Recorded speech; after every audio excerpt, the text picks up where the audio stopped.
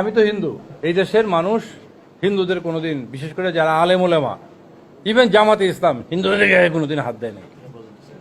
হেফাজতে ইসলাম হিন্দুদের কোনো বিরুদ্ধে জড়ায় নাই।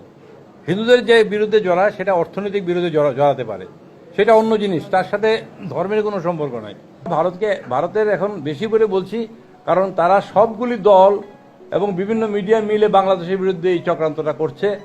তাদের খুব ভালো লাগে না আওয়ামী লীগের পতনটা, আমরা যেটা মনে করতেছি, সেই জন্য এই কাজটা করছে। কিন্তু আলটিমেটলি ক্ষতি হচ্ছে এই দেশের সংখ্যালঘু সম্প্রদায়ের, এই যে ধর্মীয় সংখ্যালঘু, আমি ওইটা বলবো না, যদিও বলে যে দেশে কেউ সংখ্যালঘু না, কিন্তু আসলে কিন্তু এইটা আমাদেরকে ব্যবহারই করা হচ্ছে।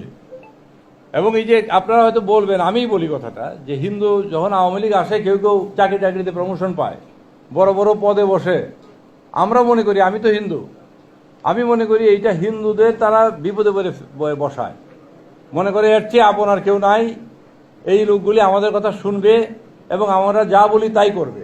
অনেক মুসলমান এটা করবে না, সেই জন্য হিন্দুদের কিছু প্রমোশন হয়, কিন্তু গ্রামে গঞ্জে অত্যাচারে একদম শেষ করে দেয়। এবং ওরা এসে বলতেও পারে না যে আমরা অত্যাচারিত, বলে যে না, এটা বলা যাবে না, কার কাছে বলবা। এই হলো বাস্তব অবস্থা। আওয়ামী লীগ যে চলে গেছে লক্ষ লক্ষ কোটি কোটি টাকা নিয়ে, এদের একটা বড় অংশ ভারতে আশ্রয় নিছে। এবং যে নেত্রী বলতেন হিন্দুদের, শুনেন, যে নেত্রী বলতেন যে হিন্দুদের এক পা হচ্ছে বাংলাদেশে, আরেক পা হচ্ছে ভারতে, এবার দুই পা নিয়ে উনি ভারতে আশ্রয় নিয়েছেন। এবং সেখানে টাকা পয়সা আছে। আপনারা গণমাধ্যমে কাজ করেন, আমি গণমাধ্যমের প্রতি আমার শ্রদ্ধা রেখে বলছি, আপনারা জানেন যে ইয়েলো মাধ্যম প্রচুর আছে, তাদেরকে টাকা পয়সা দিলে যা তা করতে পারে। কাজেই আমি গণমাধ্যমের ঢালাও বলবো না, ভারতের যে গণমাধ্যমগুলি কাজ করছে এর চেয়ে ডাহা মিথ্যা তো আর কিছু হইতে পারে না, আপনারা তো জানেন এটা। কাজেই তারা করছে, দে আর পেইড পিপল, অ্যাকচুয়ালি রাষ্ট্রীয় আনুকূল্য পাচ্ছে। আর আমাদের যারা এখানে পতিত পিপল, তারাও এখানে গিয়ে টাকা পয়সা ঢালতেছে তাদের পিছনে, এবং টাকা পয়সা দিচ্ছে বলে এই ঘটনাটা ঘটতেছে বলে আমার মনে হয়। এবং আমাদের হিন্দুরা যেন তাদের দাবার ঘুঁটি হিসেবে ব্যবহৃত না হয়।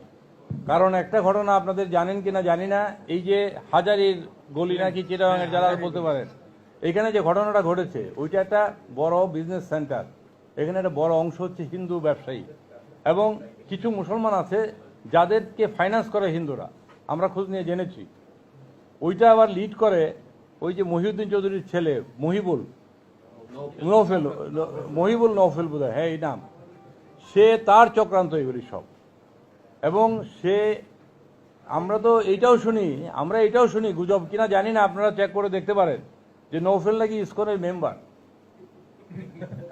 বলে এটা, আমি ইসকনের মেম্বার, কোথায় জানি বলছে, নিজেই বলছে ইসকনের মেম্বার।